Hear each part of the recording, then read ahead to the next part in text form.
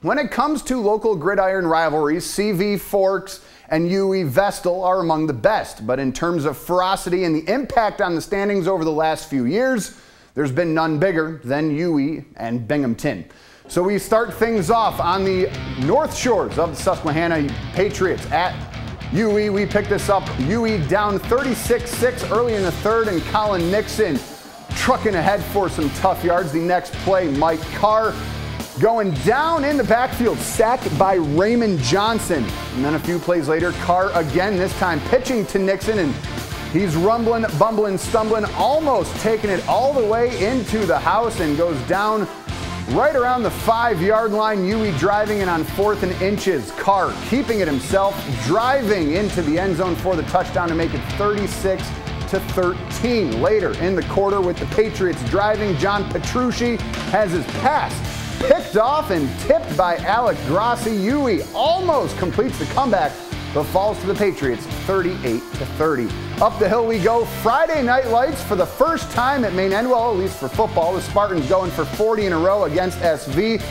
And on 2nd and 2, Kevin Barrett, the fake handoff, gets to the 2-yard line. The very next play, Barrett handing off to Adam Gallagher for the touchdown. That puts Maine Endwell up by a touchdown early. Later in the second, Barrett, who else? Handing off to Trent Story. Why don't you tell me a story about how you're getting all the way to midfield, young man? And then with 20 seconds remaining in the half, Barrett looking for Michael Palmer in the corner of the end zone, but that one is incomplete. So another play with just 15 seconds remaining, and Story getting this one for the late touchdown in the half.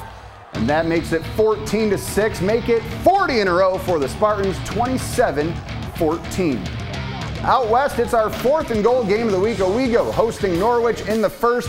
Michael Orles pushing, shoving, driving, and scoring. And it's 7-0 for those swirly Tornadoes. But the Indians answering. Logan Niera in the air to Eric Larrabee and give him all 7 of those.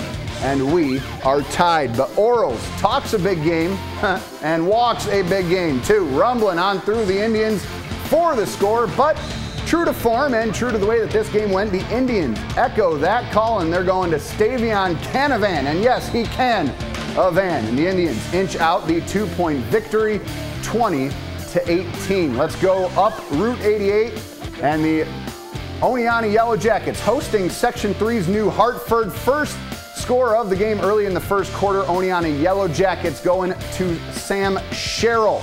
And he's taking it all the way past midfield and into the end zone for the opening touchdown, make it 6-0 Yellow Jackets. Then New Hartford answering the call.